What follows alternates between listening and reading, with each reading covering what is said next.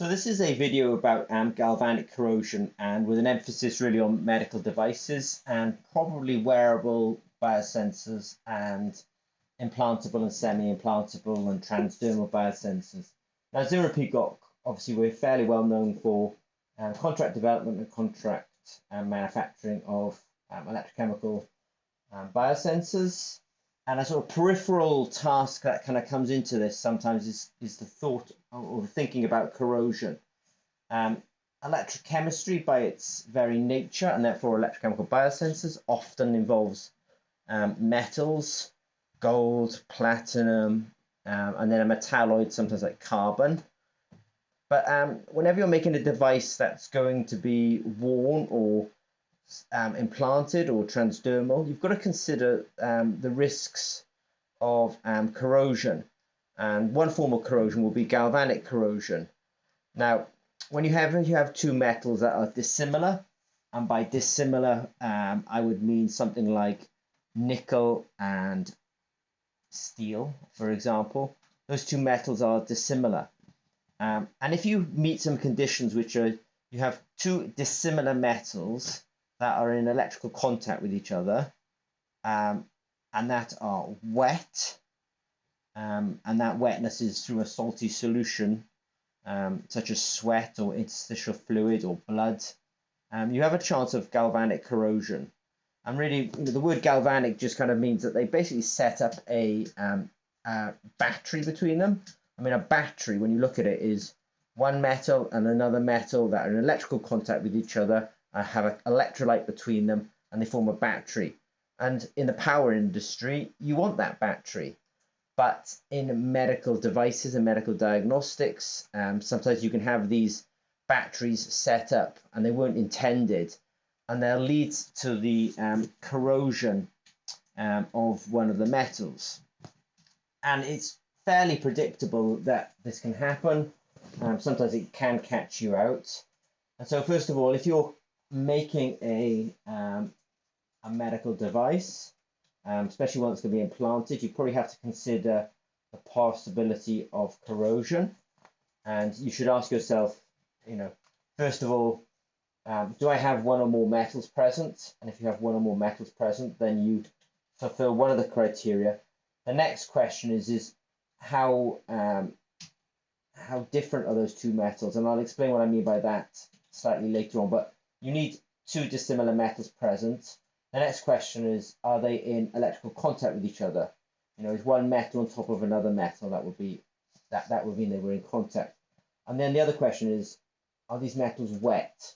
I mean, if it's in dry air, then you're unlikely to have or less likely to have a corrosion issue.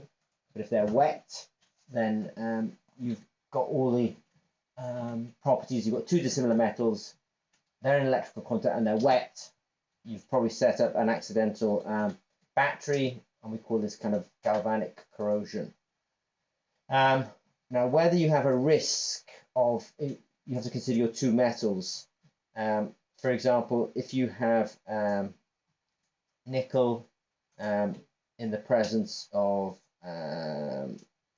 stainless steel, for example, then you are in a kind of red zone, and those two metals are dissimilar enough that they could give you an issue. If you've got something like platinum in the presence of gold, then you're probably in a much safer position.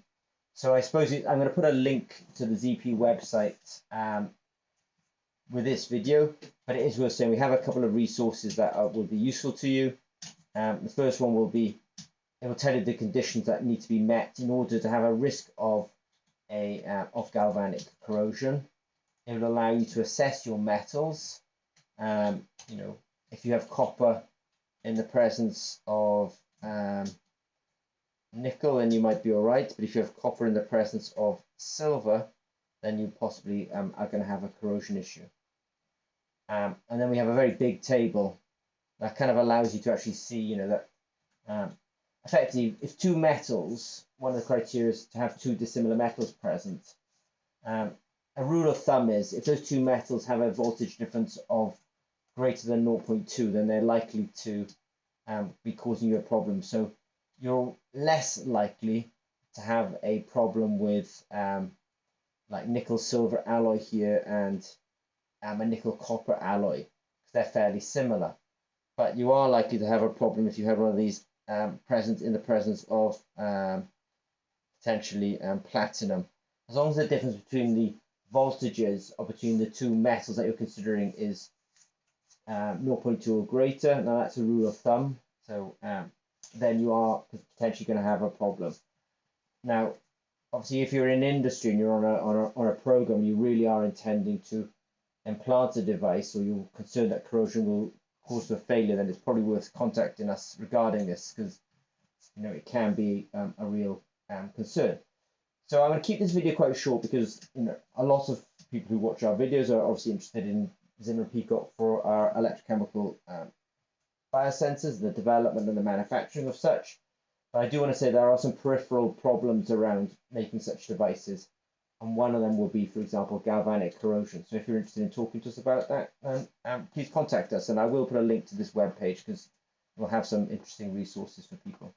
Okay, thanks very much.